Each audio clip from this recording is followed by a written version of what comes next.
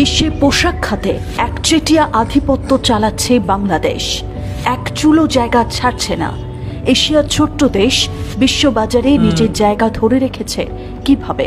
টক্কর দিচ্ছে চীনের সাথে। পেরে উঠছে না ভিয়েতনাম, আমেরিকার মতো দেশ। अस्सलाम वालेकुम व्यूअर्स, मैं हूं एहसान खान। मैं हूं अली मुर्तज़ा और आप देख रहे हैं हमारा यूट्यूब चैनल एहसान रिएक्शन विद एहसान।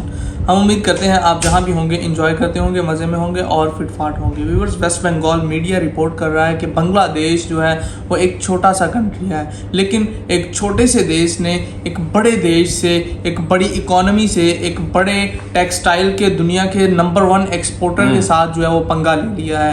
चाइना के साथ पंगा ले लिया है बांग्लादेश ने अब टेक्सटाइल इंडस्ट्री के मामले में, क्योंकि टेक्सटाइल में दुनिया में नंबर 1 है चाइना इस वक्त, लेकिन बांग्लादेश भी किसी से कम नहीं है। अब बांग्लादेश जो है वो दुनिया में दूसरे नंबर पर आ चुका है। चाइना ये सोचता था कि शायद बांग्लादेश नहीं, कोई छोटा सा कंट्री नहीं बल्कि बड़ा कोई कंट्री हमें शायद इन फ्यूचर कोई टक्कर देने के लिए जो है मैदान में उतर सकता है, जैसा कि इंडिया या कोई और बड़ा कंट्री भी हो सकता है। लेकिन उन्होंने ये नहीं सोचा था कि एक छोटा सा देश जो कि बांग्लादेश के रूप में हमें ऐसी टक्कर देगा, हमें इस तरह से हमारे सामने आ जाएगा कि हम सोच भी नहीं सकते। अब चाइना को जो है वो लाले पड़ गए हैं कि भाई अब बांग्लादेश हमारे सामने खड़ा हो गया। और इससे पहले ये है कि देखें, दुनिया में तकरीबन 540 बिलियन US डॉलर की जो है वो टेक्सटाइल की सिर्फ और सिर्फ एक्सपोर्ट होती है।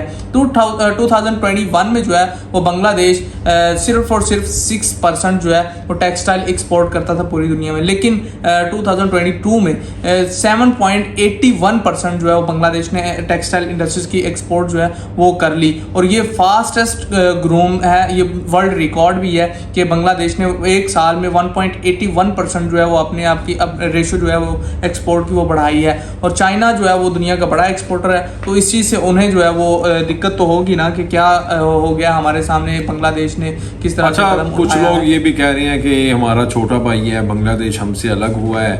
तो देखें, बांग्लादेश को आप छोटा भाई तो कहते हैं, आपके छोटे भाई के बराबर आप हो उसकी इकोनॉमी के।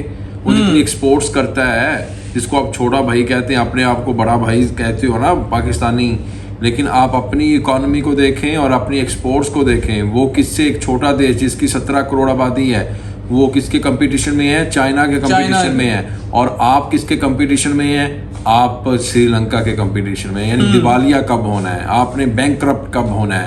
आपके हुक्मरान इतने करप्ट हैं, लोग सड़कों पर निकल आते हैं। जिस तरह से श्रीलंका के जो महल हैं सदारती और वजीर आजम के, उसके अंदर लोग घुस आए, तो हमें भी खदशा है कभी यहाँ भी हुक्मरानों को गिरेबान से पकड़कर बाहर ना निकाल दिया जाए। लेकिन वो नहूसत भरी हुकूमत अब चली गई है। एक निगरान केयर टेकर सेटअप आ चुका है, जो चोर चक्के थे, जिसके अंदर 13 पार्टियों के, जिसमें शहबाज शरीफ, जरदारी और फिर इसके साथ फजलुर रहमान, इसी तरह ये मिक्स अचार था।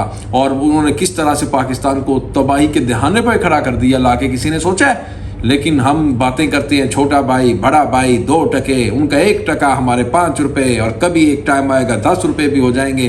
और फिर वो आज किस चाइना के साथ जो दुनिया की सुपर पावर बनने जा रहा है उसको टक्कर दे रहा है। ये सोचने की बात है, ये लम्हा फिक्री है हमारे लिए।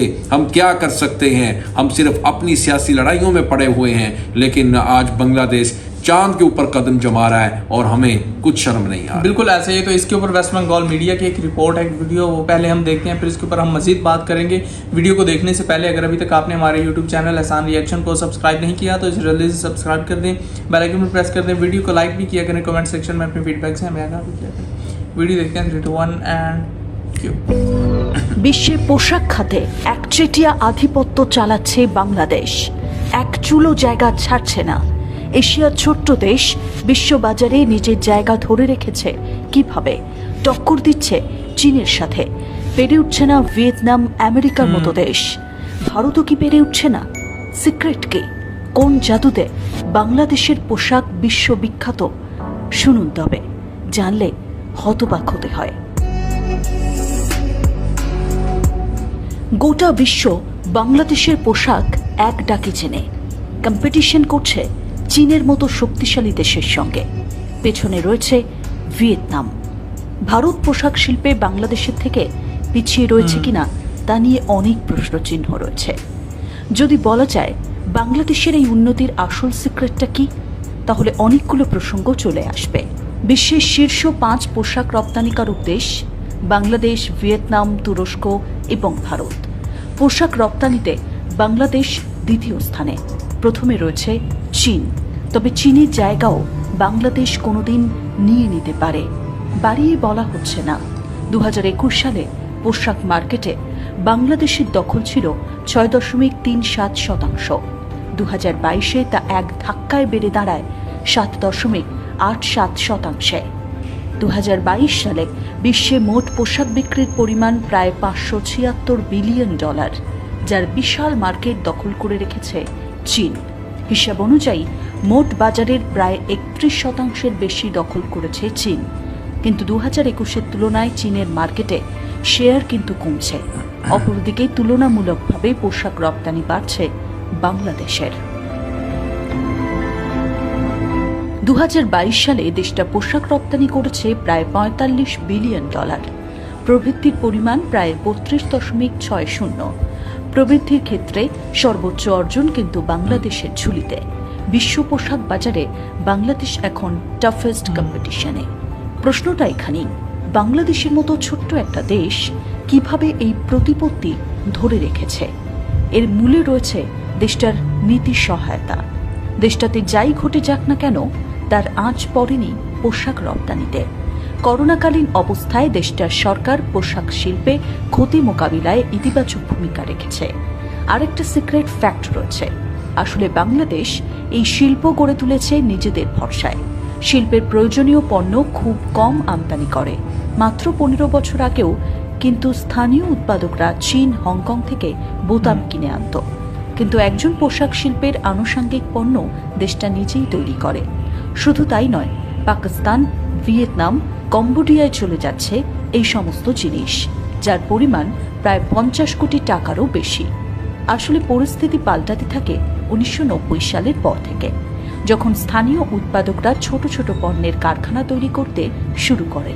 পাশাপাশি বাংলাদেশ খেয়াল রেখেছে ক্রেতাদের। तो व्यूअर्स, आपने देखा है कि किस तरह जो वेस्ट बंगाल मीडिया रिपोर्ट कर रहा है कि बांग्लादेश एक बार फिर से अपना जो है वो डोमिनेंस बढ़ा रहा है मज़ीद इसमें कि टेक्सटाइल इंडस्ट्री में, टेक्सटाइल सेक्टर में चाइना को बीट कर रहा है, चाइना को बीट करता हुआ नज़र आ रहा है। क्योंकि बांग्लादेश की जो है लास्ट ईयर 2022 की जो एक्सपोर्ट है वो $45 बिलियन की है, जो कि 2021 से अगर इसका कंपैरिजन किया जाए तो तकरीबन 32% जो है वो ज़्यादा है। तो ये बांग्लादेश के लिए बड़ी अचीवमेंट है कि बांग्लादेश जो है वो दुनिया में अपना नाम बना रहा है टेक्सटाइल सेक्टर में। जैसे इंडिया को बीट किया और दूसरे नंबर पर आ गया, और आज बांग्लादेश देखो फिर हम और जो इंडियन है ना जी, पाकिस्तानी और इंडियन कहते हैं कि ये चाइना क्यों ले रहा है इसको ब्रिक्स में।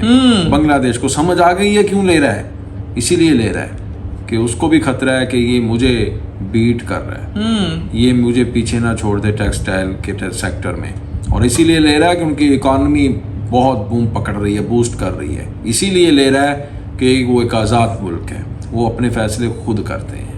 और उनके फैसले कोई अमेरिकन एम्बेसडर नहीं करता, डोनाल्ड ट्रम्प नहीं करता उनके फैसले, साइफर नहीं भेजता, वो फैसले अपने खुद करते हैं। हिम्मत की थी जी, लेकिन जरूरत नहीं की, उसके बाद उनको मुंह की खाना पड़ी।